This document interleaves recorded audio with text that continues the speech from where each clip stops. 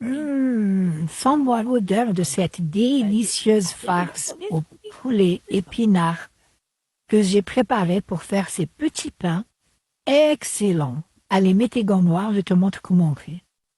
Dans le bol du robot, tu mets un verre de lait tiède, un demi-verre d'huile, une demi-cuillère à café de sucre en poudre, une bonne cuillère à café de levure. Tu mélanges rapidement. Et ensuite, on va rajouter 3 verres de farine. Le troisième verre, tu le remplis pas complètement. Tu enlèves un petit peu. OK?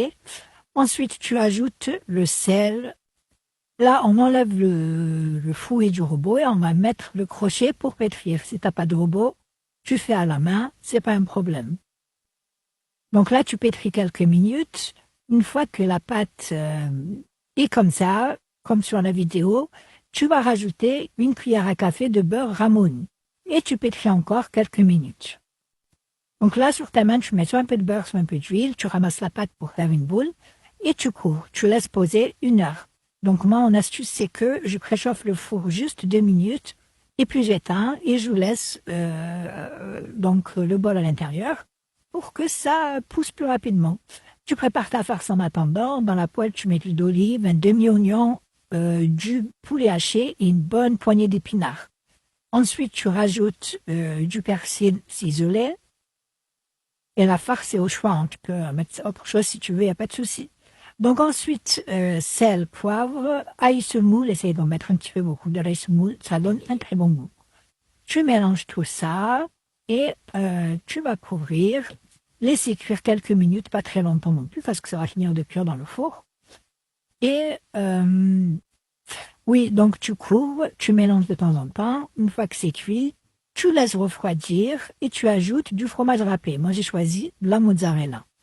Ta pâte a poussé, 1 heure après, tu la récupères. Tu farines ton plan de travail et tu viens, on va séparer la pâte en 4 pâtons. Moi, j'en ai fait 4. Si tu veux faire des plus petits pains, tu fais plus de pâtons. C'est à toi de voir. Donc voilà, je te montre exactement étape par étape. Donc là, j'ai séparé ma pâte en 4. Ensuite, donc, tu viens prendre un morceau de ta pâte et tu viens l'étaler à l'aide du rouleau à pâtisserie. Donc, tu étales correctement. Tu essayes de former, de faire une forme rectangulaire. Une fois que c'est fait, tu prends le rouleau à pizza. Si t'as pas, tu prends un couteau et tu fais des petites ouvertures comme moi sur la vidéo. Ne va pas jusqu'au bout. Il y a un côté où on va mettre la farce et l'autre côté, il faut laisser comme moi, comme la vidéo. Donc, tu mets ta farce.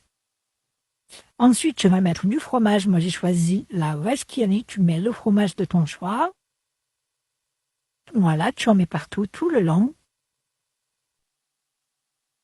Et ensuite, donc, je te montre les étapes. Tu refermes les bords comme ceci. Et après, il y a juste à enrouler. Ça va tout seul, tu vas voir. Hop là. Voilà, tu vois. Très facile, ça va tout, ça glisse tout seul. Tu fermes les extrémités. Et tu mets sur ton plat qui va au four, tu mets une feuille de papier cuisson dessus. Voilà, et tu vas faire pareil pour tous tes pâtons. Donc je te montre une deuxième fois au cas où tu n'as pas compris. Donc voilà, je te montre le pliage.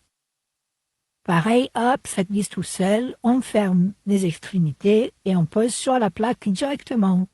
Une fois que tu as terminé, donc, tu vas badigeonner tes petits pains avec du lait et des œufs. Et moi, j'ai choisi de décorer avec des graines de sésame. Tu peux mettre ce que tu veux. Ensuite, tu enfournes dans ton four préchauffé à 180-200 degrés maximum. Une fois que c'est cuit, directement, tu recouvres d'un torchon juste quelques minutes pour garder le moelleux des pains. Et regarde-moi ce résultat. Vraiment excellent, excellent, excellent. Pour accompagner une soupe, un velouté ou même une salade, franchement, essaye et tu m'en donneras des nouvelles. Allez, je te dis bonne réalisation et bon appétit. Ciao, ciao.